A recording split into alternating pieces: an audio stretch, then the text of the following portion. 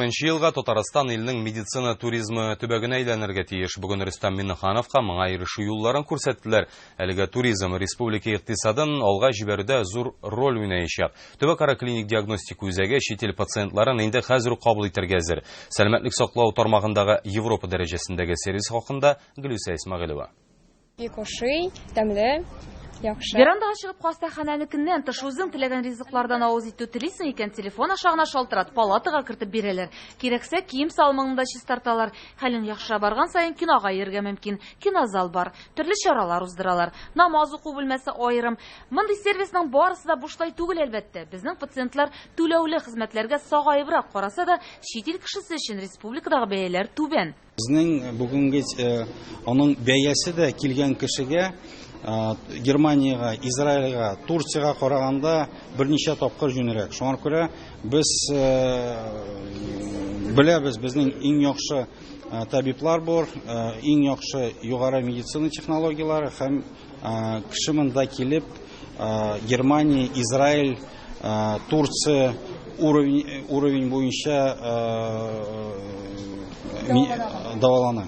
Европа дәрәҗәсендәге сертификат алган 3 клиникабыз бар. Республика балалар клиник хастаханәсе, Төбәкара клиник диагностик үзәге, Чаллыдагы ашыгыч ярдәм күрсәтү станциясе. Медицина туризмын җәелдергә аккредитация алган медицина учреждениеләре 12. Тик әлегә чит илләрдән килеп дәваланучы, терлекләнүчеләр генә бармак белән санарлык.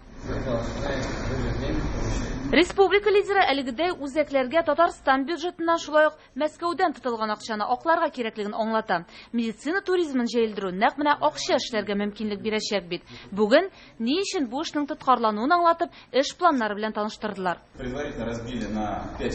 Төп сәбәпләр Татарстанда медицина персоналының хезмәт күрсәтү дәрәҗәсе түбән булу, башлыча итәгатьлелек, авыруга игътибар күрсәтә белмәү, реклама булмау. Чит илләрдә Татарстанда Европа дәрәҗәсендәге технологияләрнең кулланылуын белмиләр әле. Шуңа маркетинг, персоналны укытуга, мәгълүмат таратуга игътибар юнәлтәчәкләр. Планлаштырылганнар тормышка ашырылса, 2020 елга Татарстан медицина туризмы ярдәмендә 1 миллиард 600 миллион сум акча эшли башлаячак. Тик моның өчен башта 64 миллион сумны кертәсе бар әле.